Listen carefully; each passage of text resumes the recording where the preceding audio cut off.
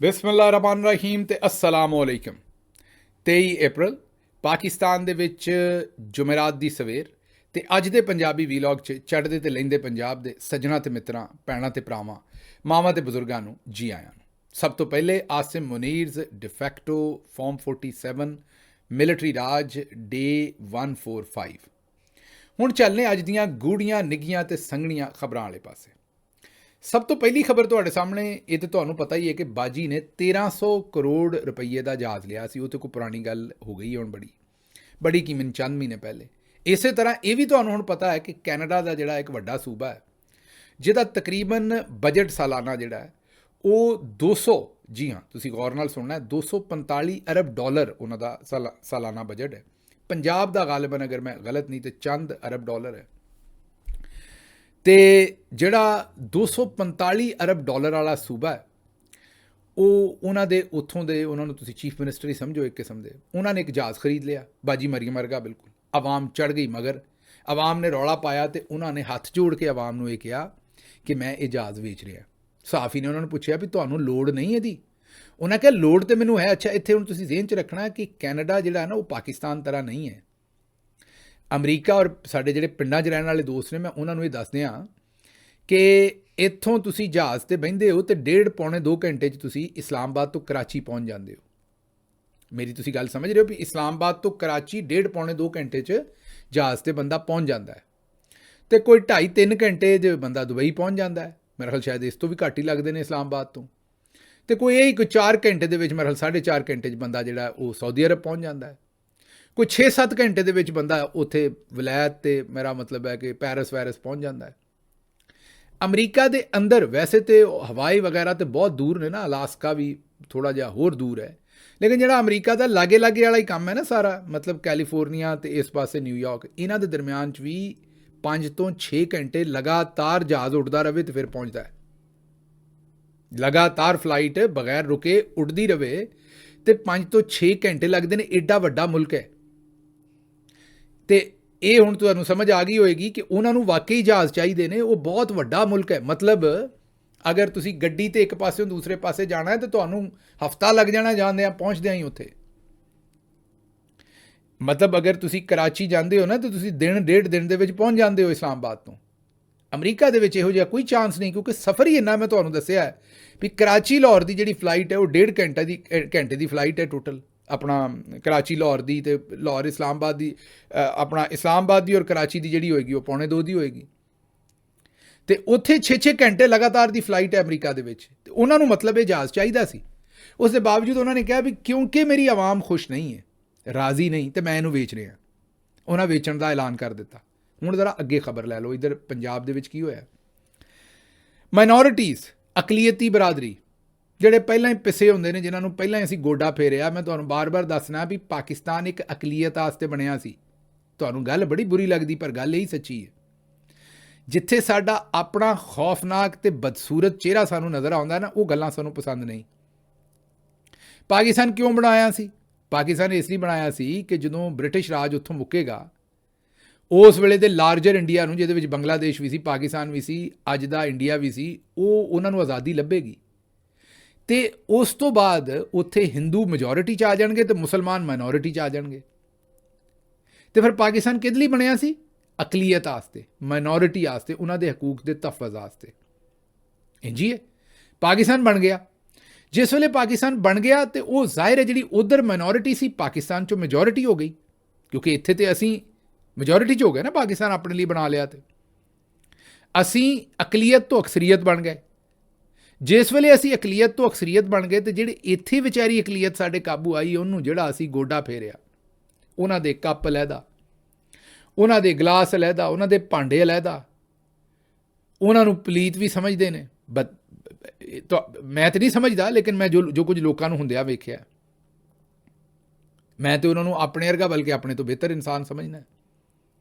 ਮੇਰੇ ਤੇ ਮਜ਼ਹਬ ਦੀ ਵੀ ਇਹੀ ਤਲਕੀਨ ਹੈ, ਮੇਰੀ ਮਾਸ਼ਰਤ ਦੀ ਵੀ ਇਹੀ ਹੈ, ਮੇਰੇ ਮੁਲਕ ਦੇ ਕਾਨੂੰਨ ਦੀ ਵੀ ਇਹੀ ਹੈ, ਇੰਟਰਨੈਸ਼ਨਲ ਜਿਹੜੇ ਕਵਾਨੀਨ। ਬਲਕਿ ਜਦੋਂ ਅਸੀਂ ਬਾਹਰ ਆਉਂਦੇ ਹਾਂ ਅਤੇ ਬਸ ਮਜ਼ਹਬ ਭਾਵੇਂ ਜਿਹੜਾ ਮਰਜ਼ੀ ਹੋਵੇ, ਬਸ ਜਿਹਦਾ ਰੰਗ ਥੋੜ੍ਹਾ ਜਿਹਾ ਸਾਡੇ ਤੋਂ ਥੋੜ੍ਹਾ ਜਿਹਾ ਚਿੱਟਾ ਹੋਵੇ, ਉਹਦੇ 'ਤੇ ਅਸੀਂ ਭਾਂਡੇ ਧੋਣ ਨੂੰ ਵੀ ਜਾਂਦੇ। ਆਨੇ ਵੀ ਇੱਥੇ ਕਿਤੇ ਕਿਤੇ ਮੇਰਾ ਮਤਲਬ ਨੌ ਹਟ ਜੇ ਨਾ ਮੇਰਾ ਮਤਲਬ ਇੱਥੇ ਮੇਰੀ ਕੱਸ ਪੈ ਜੇ ਕਿਸ ਤਰ੍ਹਾਂ ਤੇ ਬਸ ਫਿਰ ਬੱਲੇ ਬੱਲੇ। ਲੇਕਿਨ ਜਿਹੜਾ ਉੱਥੇ ਸਾਡੇ ਮਾੜਾ ਹੈ ਕਲਾਸ ਸਿਸਟਮ ਹੈ ਨਾ, ਜਿਹੜਾ ਉੱਥੇ ਮਾੜਾ ਹੈ ਉਹਨੂੰ ਫੇਂਕ ਰੱਖਦੇ ਨੇ। ਇਹ ਹੁਣ ਗੱਲ ਦੂਰ ਦੀ ਦੂਰ ਨਿਕਲ ਗਈ, ਮੈਨੂੰ ਵੀ ਮਾੜੀ ਆਦਤ ਹੈ ਗੱਲ ਜਦੋਂ ਮੇਰੇ ਜ਼ਿਹਨ 'ਚ ਆ ਜਾਂਦੀ ਹੈ ਤਾਂ ਉਹ ਭਾਵੇਂ ਖਬਰ ਕੋਈ ਹੋਰ ਹੋਵੇ ਮੈਂ ਕਿਤੇ ਹੋਰ ਪਾਸੇ ਨਿਕਲ ਜਾਂਦਾ। ਮੈਨੂੰ ਲੱਗਦਾ ਜਾਂ ਤਾਂ ਉਮਰ ਦਾ ਤਕਾਜ਼ਾ ਹੈ ਜਾਂ ਮੈਂ ਕਿਉਂਕਿ ਪੜ੍ਹਾਉਂਦਾ ਰਿਹਾ ਉਹ ਆਦਤ ਬਣੀ ਹੋਈ ਹੈ। 3-3 ਘੰਟੇ ਦਾ ਲੈਕਚਰ ਹੁੰਦਾ ਸੀ, ਇੱਕੋ ਵਾਰੀ 'ਚ ਦੇਣਾ ਹੁੰਦਾ ਸੀ, ਦਰਮਿਆਨ ਦੇ ਵਿੱਚ ਕੋਈ ਇੱਕ ਅੱਧੀ ਬ੍ਰੇਕ ਲੈ ਲਈ ਕੋਈ 5-10 ਮਿੰਟ ਦੀ, ਅਤੇ ਬਾਕੀ ਤੁਸੀਂ ਆਪ ਹੀ ਹਿਸਾਬ ਲਾ ਲਓ ਕਿ 15 ਮਿੰਟ ਦੀ ਜਾਂ 10 ਮਿੰਟ ਦੀ ਬ੍ਰੇਕ ਤੋਂ ਇਲਾਵਾ ਬਾਕੀ 3 ਘੰਟੇ ਲਗਾਤਾਰ। ਉਹ ਐਸੀ ਆਦਤ ਬਣੀ ਹੈ ਵੀ ਹੁਣ ਇਹ 15-20 ਮਿੰਟ ਜਿਹੜਾ ਹੈ ਇਹ ਤਾਂ ਸਾਡਾ ਉਹ ਪੰਜਾਬੀ 'ਚ ਕਹਿੰਦੇ ਨੇ ਨਕਾਲ ਹੀ ਨਹੀਂ ਟੁੱਟਦਾ, ਮਤਲਬ ਇਹ ਕੰਮ ਨਹੀਂ ਪੂਰਾ ਹੁੰਦਾ। ਅੱਗੇ ਚੱਲਨੇ ਜੀ। ਹੁਣ ਇਹ ਅਕਲੀਅਤਾਂ ਦੀ ਗੱਲ ਕਿੱਥੋਂ ਆਈ? ਇਹ ਗੱਲ ਇੱਥੋਂ ਆਈ ਕਿ ਉਹ 1300 ਕਰੋੜ ਦਾ ਜਿਹਨਾਂ ਜਹਾਜ਼ ਖਰੀਦਿਆ ਨਾ, ਉਸੇ ਪੰਜਾਬ ਹੁਕੂਮਤ ਨੇ ਅਕਲੀਅਤਾਂ ਨੂੰ, ਗਰੀਬ ਤਰੀਨ ਜਿਹੜੀ ਅਕਲੀਅਤ ਸੀ, ਮੁਸਤਹਿਕ ਅਫਰਾਦ ਜਿਸ ਤਰ੍ਹਾਂ ਜ਼ਕਾਤ ਜਾਂ ਦੂਸਰੇ ਮਾਮਲਾਤ ਹੁੰਦੇ ਨੇ, ਮਤਲਬ ਮੈਨੂੰ ਨਹੀਂ ਪਤਾ ਹੁਣ ਜ਼ਕਾਤ ਜਿਹੜੀ ਹੈ ਉਹ ਜ਼ਾਹਿਰ ਹੈ ਉਹਦੇ ਲਈ ਮਜ਼ਹਬੀ ਮਾਮਲਾਤ ਹੋਰ ਨੇ, ਲੇਕਿਨ ਇੱਥੇ ਜ਼ਰੂਰੀ ਨਹੀਂ ਕਿ ਬੈਤੁਲ ਮਾਲ ਤੋਂ ਇਹ ਪੈਸੇ ਦਿੱਤੇ ਹੋਣ। ਇਹ ਹਕੂਮਤ ਨੇ ਖੈਰ ਆਪਣੇ ਤੌਰ 'ਤੇ ਸ਼ਾਇਦ ਕਿਸੇ ਹੋਰ ਡਿਪਾਰਟਮੈਂਟ ਦੇ ਵਿੱਚੋਂ ਮਦਦ ਕੀਤੀ ਹੋਵੇ। ਉਹ ਚੈੱਕ ਬਾਉਂਸ ਹੋ ਗਏ। ਉਹਦੇ ਮਾੜੇ ਬੰਦੇ ਨੇ ਕਿਸੇ ਨੂੰ 1000 ਕਿਸੇ ਨੂੰ 2000 ਕਿਸੇ ਨੂੰ 4000 ਦਾ ਚੈੱਕ ਦਿੱਤਾ, ਉਹ ਚੈੱਕ ਬਾਉਂਸ ਹੋ ਗਏ। ਉਹ ਲੋਕਾਂ ਨੇ ਜਿਸ ਵੇਲੇ ਜਾ ਕੇ ਜਮ੍ਹਾਂ ਕਰਵਾਏ ਤੇ ਉਹ ਚੈੱਕ ਬਾਉਂਸ ਹੋ ਗਏ। ਨਵਾਜ਼ ਲੀਗ ਦੇ ਰੁਕਨ ਤਾਹਿਰ ਪਰਵੇਜ਼ ਉਹ ਚੈੱਕ ਲੈ ਆਏ ਪੰਜਾਬ ਅਸੈਂਬਲੀ 'ਚ, ਤੇ ਉਹਨਾਂ ਕਿਹਾ ਜੀ ਇਹ ਕਰਤੂਤ ਜੇ ਇਸ ਹਕੂਮਤ ਦੀ ਜਿਹੜੀ 1300 ਕਰੋੜ ਦਾ ਜਹਾਜ਼ ਖਰੀਦਦੀ ਹੈ, ਉਹ ਆਪਣੀ ਅਕਲੀਅਤਾਂ ਦੀ ਇਮਦਾਦ ਕਰਦੀ ਹੈ, ਤਾਂ ਚੈੱਕ ਬਾਉਂਸ ਹੋ ਜਾਂਦੇ ਨੇ। ਅੱਗੇ ਸੁਣੋ, 5000 ਅਰਬ ਦੇ ਵਿੱਚੋਂ 11 ਅਰਬ ਦਾ ਜਹਾਜ਼ ਹੋਈ, 11 ਤਾਂ ਨਹੀਂ 13 ਅਰਬ ਦਾ ਕਹਿੰਦੇ ਨੇ ਉਹ ਜਹਾਜ਼ ਹੈ, ਅਤੇ ਉਹ ਆਉਂਦੇ ਨੇ ਵੀ ਇਹ ਜਿਹੜੇ ਚੈੱਕ ਨੇ ਅਗਰ ਇਹ ਬਾਉਂਸ ਹੋ ਗਏ ਨੇ ਤਾਂ ਕਿਹੜੀ ਗੱਲ ਹੈ, ਬਾਜੀ ਦਾ ਜਹਾਜ਼ ਤੇ ਚੱਲ ਰਿਹਾ ਨਾ। ਅੱਗੇ ਚਲੋ ਜੀ। ਅਗਲੀ ਜਿਹੜੀ ਹੈ ਕਿ ਇੱਕ ਹਕੂਮਤੀ ਰੁਕਨ ਅਮਜਦ ਅਲੀ ਜਾਵੇਦ, ਉਹ ਕਹਿੰਦੇ ਨੇ ਕਿ ਮੈਂ ਸੈਕਟਰੀ ਹੈਲਥ ਨੂੰ ਮਿਲਣ ਗਿਆ ਅਤੇ ਉਹਨੇ ਮੈਨੂੰ ਦਫ਼ਤਰੋਂ ਕੱਢ ਦਿੱਤਾ। ਉਹ ਮੈਨੂੰ ਨਹੀਂ ਪਤਾ ਕਿ ਉਹ ਆਉਂਦੇ ਨੇ ਕੋਈ ਧੱਕੇ ਧੁੱਕੇ ਮਾਰੇ ਜਾਂ ਵੈਸੇ ਬਦਤਮੀਜ਼ੀ ਕੀਤੀ ਹੈ, ਵੈਸੇ ਬਹਰਹਾਲ ਇਹ ਉਹ ਆਉਂਦੇ ਨੇ ਵੀ ਉਹਨੇ ਮੁਲਾਕਾਤ ਨਹੀਂ ਕੀਤੀ, ਉਹਨੇ ਮੈਨੂੰ ਕੱਢ ਦਿੱਤਾ, ਉਹਨੇ ਮੇਰੇ ਨਾਲ ਮੁਲਾਕਾਤ ਨਹੀਂ ਕੀਤੀ। ਇਹ ਕੋਈ ਅਮਜਦ ਅਲੀ ਜਾਵੇਦ ਸਾਹਿਬ ਨੇ, ਰੁਕਨ ਪੰਜਾਬ ਅਸੈਂਬਲੀ ਨੇ, ਇਹਨਾਂ ਨੇ ਸੈਕਟਰੀ ਹੈਲਥ ਨੇ ਇਹਨਾਂ ਨੂੰ ਮਿਲਣ ਤੋਂ ਇਨਕਾਰ ਕਰ ਦਿੱਤਾ, ਅਵਾਮੀ ਨੁਮਾਇੰਦੇ ਨੇ। ਅੱਛਾ, ਹੈ ਤਾਂ ਮਾੜੀ ਗੱਲ, ਦੇਖੋ ਭਾਵੇਂ ਅਪੋਜੀਸ਼ਨ ਤੋਂ ਨੇ ਭਾਵੇਂ ਨੂਨ ਲੀਗ ਤੋਂ ਨੇ, ਲੇਕਿਨ ਚਲੋ ਇੱਕ ਅਵਾਮੀ ਨੁਮਾਇੰਦੇ ਨੇ। ਲੇਕਿਨ ਫਿਰ ਦੂਸਰੇ ਪਾਸੇ ਮੈਂ ਸੋਚਣਾ ਵੀ ਇਹ ਕਿਹੜਾ ਵੋਟ ਲੈ ਕੇ ਆਏ ਨੇ? ਸੈਕਟਰੀ ਨੂੰ ਵੀ ਤਾਂ ਪਤਾ ਹੈ ਨਾ ਕਿ ਇਹ ਕਿਹੜਾ ਜਿੱਤੇ ਹੋਏ ਨੇ। ਜਿੱਤੇ ਹੋਏ ਦਾ ਮਤਲਬ ਇਹ ਕਿਹੜਾ ਆਵਾਮ ਦੇ ਰਿਪਰੈਜ਼ੈਂਟੇਟਿਵ ਨੇ, ਇਹ ਕਿਹੜਾ ਆਵਾਮ ਦੇ ਅਸਲ ਨੁਮਾਇੰਦੇ ਨੇ। ਸੈਕਟਰੀ ਵੀ ਸਮਝਦਾ ਹੋਏਗਾ ਕਿ ਵੀ ਮੈਂ ਸੈਕਟਰ ਕਮਾਂਡਰ ਸਾਹਿਬ ਦੀ ਜੁੱਤੀ ਸਿੱਧੀ ਕਰਾਂ, ਮੈਨੂੰ ਇੱਧਰ ਕੀ ਲੋੜ ਹੈ ਮਾਮਲਾਤ ਕਰਨ ਦੇ। ਇਹ ਕੌਣ ਨੇ? 17 ਸੀਟਾਂ ਦੇ ਉੱਤੇ ਇਹਨਾਂ ਨੂੰ ਭਾਇਆ, ਇਹ ਇੰਨਾ ਕਾਫੀ ਹੈ ਵੀ ਇਹਨਾਂ ਨੂੰ ਇਹਨਾਂ ਦੇ ਨਾਂ ਦੇ ਨਾਲ ਅਸੀਂ ਇਹਨਾਂ ਨੂੰ MPA ਲਿਖਣ ਦਿੰਦੇ ਅਤੇ ਤਨਖਾਹ ਵੀ ਇਹਨਾਂ ਨੂੰ ਲੱਭਦੀ ਮਹੀਨੇ ਦੀ। ਹੁਣ ਮੈਂ ਅਮਜਦ ਅਲੀ ਜਾਵੇਦ ਸਾਹਿਬ ਕੋਲੋਂ ਮੈਂ ਗੁਜ਼ਾਰਿਸ਼ ਕਰਾਂਗਾ ਕਿ ਸਰਕਾਰ ਤੁਸੀਂ ਇੱਕ ਮੁਹਾਵਰਾ ਐਵੇਂ ਕਿਤੇ ਇਹਨੂੰ ਗਲਤ ਨਾ ਲੈ ਲੈਣਾ, ਜਿਵੇਂ ਜਲਾਇਆਂ ਦਾ ਜਵਾਈ ਆਕੜਿਆ ਫਿਰਦਾ ਐਵੇਂ ਨਾ ਆਕੜੇ ਫਿਰੋ। ਕਿਹੜਾ ਸਰਕਾਰ ਵੋਟ ਲੈ ਕੇ ਜਿੱਤੇ ਨੇ ਵੀ ਜਿਹੜਾ ਉੱਥੇ ਸੈਕਟਰੀ ਸਾਹਿਬ ਤੁਹਾਡੇ ਲਈ ਲੰਮੇ ਪੈ ਜਾਣ ਅਤੇ ਤੁਹਾਨੂੰ ਖਤਾਈਆਂ ਉੱਥੇ ਖਲੀਫੇ ਦੀ ਖਤਾਈ ਖਵਾਉਣ। ਇਹ ਤਾਂ ਹੁਣ ਵੀਰ ਮੇਰਿਆ ਜਿਹੋ ਜਿਹਾ ਇਲੈਕਸ਼ਨ ਹੈ, ਜਿਹੋ ਜਿਹੇ ਤੁਸੀਂ ਨਜ਼ਰ ਵੱਟੂ ਜੇ, ਉਹ ਇਵੇਂ ਹੀ ਕੰਮ ਚੱਲਣਾ ਹੈ। ਤੇ ਹੁਣ ਤੁਸੀਂ ਰੇਲੂ ਕੱਟੇ ਜੇ ਸਾਰੇ ਅਸੈਂਬਲੀ ਦੇ ਵਿੱਚ। ਇਹ ਹੁਣ ਮੈਨੂੰ ਪਤਾ ਹੈ ਕਿ ਤੁਹਾਨੂੰ, ਕਿਉਂਕਿ ਅੰਦਰ ਦੀਆਂ ਖਬਰਾਂ ਮੈਨੂੰ ਬਾਜੀ ਦੇ ਬਾਰੇ ਵੀ ਲੱਭਦੀਆਂ ਰਹਿੰਦੀਆਂ ਨੇ, ਉਹਨਾਂ ਦੇ ਦਫ਼ਤਰ ਦੇ ਬਾਰੇ ਵੀ, ਉੱਥੇ ਵੀ ਤੁਹਾਡੀ ਇੱਜ਼ਤ ਅਫਜ਼ਾਈ, ਮੈਂ ਸਿਰਫ ਅਮਜਦ ਸਾਹਿਬ ਦੀ ਗੱਲ ਨਹੀਂ ਕਰ ਰਿਹਾ, ਬਹੁਤ ਸਾਰੇ ਹੋਰ ਦੋਸਤਾਂ ਦੀ, ਮਤਲਬ ਉੱਥੇ ਵੀ ਉਹਨਾਂ ਵਿਚਾਰਿਆਂ ਦੀ ਪਹੁੰਚ ਨਹੀਂ। ਬਾਜੀ ਤਾਂ ਮਿਲਦੀ ਹੀ ਨਹੀਂ MPAs ਨੂੰ, ਪਤਾ ਨਹੀਂ ਕਦੋਂ ਮਿਲੀ ਹੈ ਲਾਸਟ ਟਾਈਮ। ਉਹਨਾਂ ਦੇ ਥੱਲੇ ਜਿਹੜੀਆਂ ਮੁਲਾਜ਼ਮਾਂ ਖਾਦਮਾਂ ਨੇ ਉਹ ਹੀ ਮਿਲਦੀਆਂ ਨੇ ਵਿਚਾਰੀਆਂ।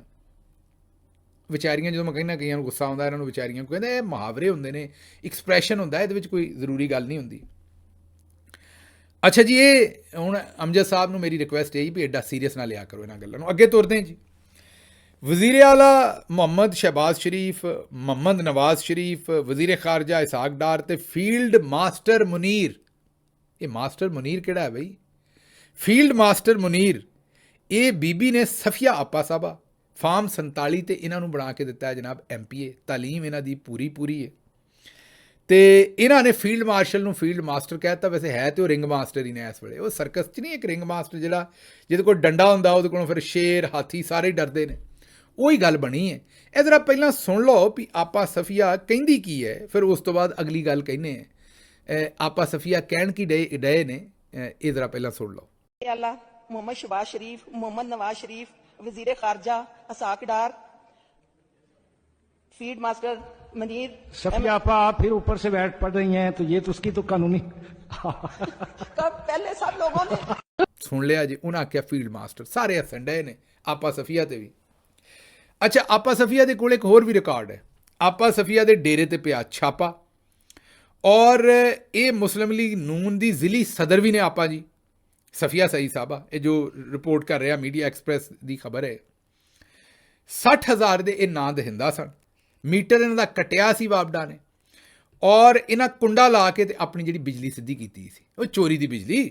ਲੈਸਕੋ ਨੇ 1 ਲੱਖ ਰੁਪਈਏ ਦਾ ਇਹਨਾਂ ਨੂੰ ਕਿਹਾ ਵੀ ਤੁਸੀਂ ਨੁਕਸਾਨ ਪਹੁੰਚਾਇਆ, ਤੇ ਇਹ ਤੁਹਾਨੂੰ ਲੱਗਦਾ ਹੋਏਗਾ ਕੋਈ ਪੀਟੀਆਈ ਦੀ ਹਕੂਮਤ 'ਚ ਕੰਮ ਹੋਇਆ ਹੋਏਗਾ? ਨਾ ਨਾ ਨਾ, ਇਹਨਾਂ ਦੀ ਆਪਣੀ ਹਕੂਮਤ ਦੇ ਵਿੱਚ ਇਹਨਾਂ ਦੀ ਚੋਰੀ ਇਹ ਫੜੀ ਗਈ ਸੀ ਸਤੰਬਰ 15 2023, ਜੋ ਮੀਡੀਆ ਰਿਪੋਰਟ ਕਰ ਰਿਹਾ। ਇਹ ਹੁਣ ਅਗਰ ਇਹ ਹੀ ਆਪਾ ਸਫੀਆ ਨੇ ਤੇ ਫਿਰ ਤਾਂ ਤੁਸੀਂ ਆਪੇ ਹੀ ਸਮਝ ਸਕਦੇ ਹੋ ਵੀ ਠੀਕ ਹੀ ਕੀਤਾ ਉਹਨਾਂ ਨੇ ਕੰਮ ਜਿਹੜਾ ਕੀਤਾ ਹੈ। ਮੇਰਾ ਮਤਲਬ ਜਿਹੜਾ ਫੀਲਡ ਮਾਸਟਰ ਮੁਨੀਰ ਵਾਲੀ ਗੱਲ ਹੈ। ਲੇਕਿਨ ਫਿਰ ਤੁਸੀਂ ਗੁੱਸਾ ਵੀ ਨਾ ਕਰੋ, ਉਹਦੀ ਵਜ੍ਹਾ ਇਹ ਹੈ ਕਿ ਮੈਨੂੰ ਦੱਸੋ ਕਿ ਅਗਰ ਪੜ੍ਹੇ ਲਿਖੇ ਲੈ ਆਉਣਗੇ ਮੈਂਬਰ ਜਿਹੜੇ ਨੇ, ਸਪੈਸ਼ਲੀ ਖਵਾਤੀਨ, ਤੇ ਫਿਰ ਬਾਜੀ ਸਾਡੀ ਦਾ ਕੀ ਬਣੇਗਾ? ਬਾਜੀ ਤੇ ਤੁਹਾਨੂੰ ਪਤਾ ਹੀ ਕਿ ਫਿਰ ਬਾਜੀ ਦਾ ਜਿਹੜਾ ਮਸਲਾ ਹੈ ਉਹ ਤਾਂ ਖਰਾਬ ਹੋ ਜਾਏਗਾ। ਬਾਜੀ ਤੇ ਪੂਰੀ ਪੜ੍ਹੀ, ਤੁਹਾਨੂੰ ਯਾਦ ਹੈ, ਤੁਹਾਨੂੰ ਇਹਨਾਂ ਨੂੰ ਕਹਿਣਾ ਨਹੀਂ ਆਉਂਦਾ ਫੀਲਡ ਮਾਸਟਰ, ਤੇ ਇਹ ਵੀਡੀਓ ਵੇਖ ਲਓ, ਬਾਜੀ ਕਾ ਕੀ ਕੇ ਕਿਵੇਂ ਲਿਖਦੀ ਸੀ ਉੱਥੇ ਜਿਸ ਵੇਲੇ ਬਾਜੀ ਗਏ ਸਨ, ਜਿਹੜੇ ਮੁਹਤਰਮ ਇਲਾਮਾ ਇਕਬਾਲ ਸਾਹਿਬ ਦੇ ਮਜ਼ਾਰ ਦੇ ਉੱਤੇ ਜਿਸ ਵੇਲੇ ਬਾਜੀ ਤਸ਼ਰੀਫ ਲੈ ਕੇ ਗਏ ਸਨ, ਤੇ ਕਾ ਕੇ ਕੀ ਬਾਜੀ ਕਿਵੇਂ ਲਿਖ ਰਹੇ ਸਨ, ਯਾਦ ਹੈ ਨਾ ਤੁਹਾਨੂੰ? ਤੇ ਇਹ ਸੂਰਤ ਹਾਲ ਜਿਹੜੀ ਹੈ, ਇਹ ਮੇਰਾ ਖਿਆਲ ਹੈ ਕਿ ਹੁਣ ਬਾਜੀ ਤੋਂ ਜੋ ਬਾਜੀ ਦੀ ਮੇਰਾ ਮਤਲਬ ਕਾਬਲੀਅਤ ਹੈ, ਉਸ ਤੋਂ ਥੱਲੇ ਵਾਲੇ ਬੰਦੇ ਹੀ ਲੱਭਣੇ ਨੇ ਨਾ। ਹੁਣ ਮੈਨੂੰ ਇੱਕ ਗੱਲ ਤੁਸੀਂ ਦੱਸੋ ਨਾ, ਵੀ ਅਗਰ ਤੁਸੀਂ ਕੁਰਸੀ ਤੇ ਬੈਠੇ ਹੋ, ਕਿਸੇ ਬੰਦੇ ਨੇ ਤੁਹਾਡਾ ਅਦਬ ਕਰਨਾ ਹੈ, ਤੇ ਉਹ ਕੀ ਕਰੇਗਾ? ਉਹ ਪੀੜੀ ਤੇ ਬਹਿ ਜਾਏਗਾ, ਕਿਉਂਕਿ ਤੁਸੀਂ ਕੁਰਸੀ ਤੇ ਬੈਠੇ ਹੋ, ਉਹ ਪੀੜੀ ਤੇ ਬਹਿ ਜਾਏਗਾ। ਜਾਂ ਤੁਸੀਂ ਮੰਜੀ ਤੇ ਬੈਠੇ ਹੋ ਤੇ ਪੀੜੀ ਤੇ ਬਹਿ ਜਾਏਗਾ। ਜੇ ਬਜ਼ੁਰਗ ਕੋਈ ਪੀੜੀ ਤੇ ਬੈਠਾ ਹੈ, ਮਿਸਾਲ ਦੇ ਰਿਹਾ ਤੁਹਾਨੂੰ ਕਿ ਬਜ਼ੁਰਗ ਕੋਈ ਪੀੜੀ ਤੇ ਬੈਠਾ ਹੈ, ਤੁਸੀਂ ਕੀ ਕਰੋਗੇ? ਤੁਸੀਂ ਭੁੰਜੇ ਬਹਿ ਜਾਓਗੇ। ਕਈ ਇਲਾਕਿਆਂ 'ਚ ਪੰਜਾਬ 'ਚ ਭੁੰਨੇ ਵੀ ਕਹਿੰਦੇ ਨੇ ਤੇ ਕਈਆਂ ਤੇ ਭੁੰਜੇ ਕਹਿੰਦੇ ਨੇ। ਤੁਸੀਂ ਭੁੰਜੇ ਬਹਿ ਜਾਓਗੇ, ਮਤਲਬ ਜ਼ਮੀਨ ਤੇ ਬਹਿ ਜਾਓਗੇ। ਤੇ ਜੇ ਕੋਈ ਪਹਿਲਾਂ ਹੀ ਜ਼ਮੀਨ ਤੇ ਬੈਠਾ ਤੇ ਫਿਰ ਅਦਬ 'ਚ ਕਿੱਥੇ ਪਵੋਗੇ? ਟੋਇਆ ਕੱਢ ਕੇ ਮੇਰੇ ਖਿਆਲ ਥੱਲੇ ਹੀ ਜਾਓਗੇ ਫਿਰ ਜ਼ਮੀਨ ਦੇ। ਤੇ ਹੁਣ ਬਾਜੀ ਜੀ ਦੀ ਜਿਹੜੀ ਕਾਬਲੀਅਤ ਹੈ ਉਹ ਤਾਂ ਪਹਿਲੇ ਹੀ ਤੁਹਾਨੂੰ ਪਤਾ ਜ਼ਮੀਨ ਨਾਲ ਲੱਗੀ ਹੈ। ਬਾਜੀ ਤੇ ਪੜ੍ਹੀ ਕੋਈ ਨਾ ਸਾਡੀ, ਬਾਜੀ ਤੇ ਬੂਟੀਆਂ ਛੁੱਟੀਆਂ ਲਾ ਕੇ ਕੰਮ ਕੀਤਾ ਸਾਰਾ। ਹੁਣ ਫਿਰ ਇਹ ਬੜਾ ਨੂਨ ਲੀਗ ਵਾਸਤੇ ਬੜਾ ਮੁਸ਼ਕਿਲ ਮਰਹਲਾ ਹੈ ਕਿ ਬਾਜੀ ਤੋਂ ਵੀ ਨਲਾਇਕ ਕਿੱਥੋਂ ਲੱਭਣੀਆਂ ਨੇ ਪੂਰੇ ਪੰਜਾਬ ਤੋਂ। ਉਹ ਮੈਂ ਇਹਨਾਂ ਨੂੰ ਤਾਂ ਨਹੀਂ, ਮੇਰੇ ਤੋਂ ਵੱਡੇ ਨੇ ਸਫੀਆ ਸਈਦ ਸਾਹਿਬਾ, ਮੈਂ ਇਹਨਾਂ ਨੂੰ ਤਾਂ ਨਲਾਇਕ ਨਹੀਂ ਕਹਿ ਸਕਦਾ, ਗੁੱਸਾ ਨਾ ਕਰ ਜਾਣ, ਇਹ ਵੀ ਮੇਰੀ ਬਾਜੀ ਨੇ। ਲੇਕਿਨ ਕਹਿਣ ਦਾ ਮਤਲਬ ਮੇਰਾ ਇਹ ਵੀ ਫਿਰ ਮੇਰਾ ਮਤਲਬ ਹੈ ਕਿ ਤੇ ਹੀਰੇ ਲੱਭਣੇ ਪੈਂਦੇ ਨੇ ਪੂਰੇ ਪੰਜਾਬ 'ਚੋਂ, ਜਿਹੜੇ ਨਾ ਜਦੋਂ ਚੀਫ ਮਿਨਿਸਟਰ ਜਿਨ੍ਹਾਂ ਨੂੰ ਬਣਾਇਆ ਉਹ ਕਾ ਕੇ ਕੀ ਨਹੀਂ ਲਿਖ ਸਕਦੇ, ਤੇ ਫਿਰ ਸੋਚੋ MPA ਕਿਹੋ ਜਿਹੀਆਂ ਲੱਭਣੀਆਂ ਨੇ। ਅੱਗੇ ਚੱਲਨੇ ਜੀ। ਇੱਕ ਨੂਨ ਲੀਗ ਦੇ ਵਿੱਚ ਖਾਤੂਨ ਨੇ ਸਾਡੀ, ਤੇ ਉਹ ਭਾਬੀ ਲੱਗਦੇ ਨੇ, ਮਤਲਬ ਕਿ ਉਹਨਾਂ ਦੇ ਜਿਹੜੇ ਸ਼ੌਹਰ ਨੇ ਉਹ ਤਾਂ ਸਿਆਸਤ ਦੇ ਵਿੱਚ ਨਹੀਂ ਹੈਗੇ, ਤੇ ਉਹ ਉਹਨਾਂ ਨਾਲ ਪੁਰਾਣੀ ਦੁਆ ਸਲਾਮ ਸੀ। ਤੇ ਹੁਣ ਉਹ ਬੇਗਮ ਸਾਹਿਬਾ ਨੇ ਵੀ ਨੂਨ ਲੀਗ ਉਹਨਾਂ ਦੀ ਛੱਡ ਦਿੱਤੀ ਹੈ, ਮਤਲਬ ਕਿ ਕਾਫੀ ਦੇਰ ਪਹਿਲਾਂ ਦੇ ਉਹ ਨੂਨ ਲੀਗ ਤੋਂ ਵੀ, ਜਦੋਂ ਦੇ ਮਰੀਮ ਸਾਹਿਬਾ ਆਏ ਨੇ। ਤੇ ਉਹਨਾਂ ਕੋਲੋਂ ਮੈਂ ਵਜ੍ਹਾ ਪੁੱਛੀ, ਇੱਕ ਵਾਰੀ ਗੱਲ ਹੋਈ, ਮੈਂ ਕਿਹਾ ਜੀ ਤੁਹਾਡਾ ਤਾਂ ਪੂਰਾ ਕਰੀਅਰ ਸੀ ਨੂਨ ਲੀਗ ਨਾਲ, ਤੁਸੀਂ ਕਿਉਂ ਛੱਡ ਦਿੱਤੀ? ਉਹਨਾਂ ਕਿਹਾ ਜੀ ਜਿਹੜੀ ਵੀ ਕੋਈ ਖਾਤੂਨ ਜਿਹਨੂੰ ਅੱਲਾ ਨੇ ਕੋਈ ਥੋੜ੍ਹੀ ਅੱਛੀ ਸ਼ਕਲ ਸੂਰਤ ਦਿੱਤੀ ਹੋਵੇ, ਉਹਨੂੰ ਬਾਜੀ ਮਰੀਮ ਜਿਹੜੀ ਹੈ ਉਹ ਨੂਨ ਲੀਗ 'ਚ ਨਹੀਂ ਰਹਿਣ ਦਿੰਦੀ। ਅਗਰ ਉਹ ਉਹਨਾਂ ਦੀ ਮੁਲਾਜ਼ਮਾ ਬਣ ਜਾਏ, ਉਹਨਾਂ ਦੇ ਅੱਗੇ ਪਿੱਛੇ ਫਿਰੇ, ਤਾਂ ਫਿਰ ਠੀਕ ਹੈ। ਵੈਸੇ ਅਗਰ ਕੋਈ ਅਕਲ ਸ਼ਕਲ ਵਾਲੀ ਖਾਤੂਨ ਹੋਏਗੀ ਤੇ ਉਹਨੂੰ ਬਾਜੀ ਕਹਿੰਦੀ ਹੈ ਕਿ ਨਹੀਂ। ਮੈਨੂੰ ਜਿਹੜੇ ਨਾ ਉਹ ਫੀਲਡ ਮਾਸਟਰ ਕਹਿਣ ਵਾਲੀਆਂ ਜਿਹੜੀਆਂ ਬਾਜੀਆਂ ਨੇ ਉਹੀ ਚਾਹੀਦੀਆਂ ਨੇ। ਮੈਨੂੰ ਕੋਈ ਆਪਣੇ ਤੋਂ ਜਿਹੜੀ ਜ਼ਰਾ ਮੂੰਹ ਮੱਥੇ ਲੱਗਦੀ ਹੋਵੇ ਭੈਣ ਸਾਡੀ, ਜਾਂ ਮੇਰਾ ਮਤਲਬ ਹੈ ਕੋਈ ਥੋੜ੍ਹੀ ਜਿਹੀ ਅਕਲ ਵਾਲੀ ਔਰ ਪੜ੍ਹੀ ਲਿਖੀ ਹੋਵੇ, ਉਹਦੇ ਨਾਲ। ਅੱਜ ਕੱਲ੍ਹ ਤੁਹਾਨੂੰ ਦੱਸ ਦਿੰਦਾ, ਇੱਕ ਸੈਨੇਟਰ ਸਾਹਿਬਾਂ ਨੇ ਨੂਨ ਲੀਗ ਤੋਂ ਥੋੜ੍ਹੀ ਜਿਹੀਆਂ ਪੜ੍ਹੀਆਂ ਲਿਖੀਆਂ ਨੇ, ਮੇਰੇ ਖਿਆਲ ਅੰਨਿਆਂ 'ਚ ਕਾਣਾ ਰਾਜਾ ਵਾਲੀ ਗੱਲ, ਉਹਨਾਂ ਦੇ ਵੀ ਬਾਜੀ ਬਹੁਤ ਹੀ ਜ਼ਿਆਦਾ ਮਗਰ ਪਈ ਹੈ। ਉਹਦੀ ਵਜ੍ਹਾ ਹੈ ਵੀ ਉਹ ਬਾਜੀ ਕੋਲੋਂ, ਮਤਲਬ ਵੈਸੇ ਤਾਂ ਬਾਜੀ ਕੋਲੋਂ ਹਰ ਬੰਦਾ ਹੀ ਬਹੁਤਾ ਪੜ੍ਹਿਆ, ਲੇਕਿਨ ਉਹ ਬਾਜੀ ਨੂੰ ਉਹਦੇ ਨਾਲ ਥੋੜ੍ਹੀ ਪਰਸਨੈਲਿਟੀ ਕਲੈਸ਼ ਹੈ ਕਿ ਇਹ ਥੋੜ੍ਹੀ ਜਿਹੀ ਪੜ੍ਹੀ ਲਿਖੀ ਹੈ, ਅਤੇ ਮੇਰੇ ਨੰਬਰ ਕੱਟੇ ਜਾਂਦੇ ਨੇ ਜਿੱਥੇ ਇਹ ਹੁੰਦੀ ਹੈ। ਅੱਜ ਕੱਲ੍ਹ ਬਾਜੀ ਉਹਦੇ ਮਗਰ ਜਿਹੜੀ ਹੈ ਨਾ ਉਹ ਡੰਡਾ ਲੈ ਕੇ ਚੜ੍ਹੀ ਹੈ। ਨਾ ਤੁਹਾਨੂੰ ਨਹੀਂ ਦੱਸਦੇ ਥੋੜ੍ਹੇ ਦਿਨਾਂ ਦੇ ਵਿੱਚ, ਮਤਲਬ ਥੋੜ੍ਹੇ ਦਿਨਾਂ ਦਾ ਮਤਲਬ ਇਹ ਨਹੀਂ ਹੁੰਦਾ ਪਰਸੋਂ ਚੌਥ, ਹੋ ਸਕਦਾ 2 4 6 ਮਹੀਨੇ ਸਾਲ, ਜਦੋਂ ਬਾਜੀ ਉਹਨਾਂ ਦਾ ਪਟੜਾ ਕਰ ਦੇਣਗੇ ਨਾ, ਉਦੋਂ ਤੁਹਾਨੂੰ ਦੱਸਾਂਗੇ। ਉਹਨਾਂ ਨੂੰ ਤਾਂ ਪਤਾ ਹੀ ਹੈ ਜਿਨ੍ਹਾਂ ਨਾਲ ਹੋ ਰਿਹਾ, ਲੇਕਿਨ ਉਦੋਂ ਤੁਹਾਡੇ ਸਾਹਮਣੇ ਰੱਖਾਂਗੇ ਵੀ ਇਹ ਬਾਜੀ ਕਰਨ ਕੀ ਰਹੀ ਹੈ। ਅੱਛਾ ਜੀ, ਅੱਗੇ ਚੱਲਨੇ। ਇਸਤਹਿਕਾਮ ਪਾਰਟੀ ਦੇ ਲੀਡਰ ਜਨਾਬ ਅਬਦੁਲ ਅਲੀਮ ਖਾਨ ਸਾਹਿਬ ਨੇ ਵੱਡਾ ਐਲਾਨ ਕੀਤਾ। ਉਹਨਾਂ ਕਿਹਾ ਗਿਲਗਿਤ ਬਲਤਿਸਤਾਨ ਦੇ ਅਵਾਮ IPP ਦੇ ਮਨਸ਼ੂਰ ਦੇ ਨਾਲ ਨੇ ਤੇ ਆਮ ਇੰਤਖਾਬਾਤ ਦੇ ਵਿੱਚ ਇਸਤਹਿਕਾਮ ਪਾਰਟੀ ਨੂੰ ਅਕਸਰੀਅਤ ਦੇਣਗੇ। ਇਹ ਅਲੀਮ ਖਾਨ ਸਾਹਿਬ, ਉਹਨਾਂ ਨਾਲ ਚੌਧਰੀਆਂ ਨਾਲ ਗੱਲ ਕਰੋ ਨਾ, ਪਹਿਲਾਂ ਵੀ ਤੁਹਾਡੇ ਕੋਲੋਂ ਪਾਰਟੀ ਬਣਵਾਈ, ਜਹਾਂਗੀਰ ਤਰੀਨ ਸਾਹਿਬ ਦੀ ਐਵੇਂ ਹੀ ਉਹਨਾਂ ਨੇ ਕੁਰਬਾਨੀ ਕਰਤੀ, ਉਹਨਾਂ ਨੂੰ ਕੁਝ ਵੀ ਨਾ ਲੱਭਿਆ ਵਿਚਾਰਿਆਂ ਨੂੰ। ਉਹ ਬਸ ਲੇਲੇ ਹੀ ਚੈੱਕ ਕਰਦੇ ਰਹੇ ਵੀ ਕਿਹੜਾ ਦੋਂਦਾ ਕਿਹੜਾ ਨਹੀਂ, ਮਤਲਬ ਜਿਹੜੇ ਭਾਰੂ ਉਹਨਾਂ ਨੇ ਇਕੱਠੇ ਕੀਤੇ, ਉਸ ਤੋਂ ਬਾਅਦ ਉਹ ਮੇਰਾ ਮਤਲਬ ਉਹਨਾਂ ਨੂੰ ਵੈਸੇ ਹੀ ਫਾਰਿਗ ਕਰ ਦਿੱਤਾ ਸਿਆਸਤ 'ਚੋਂ।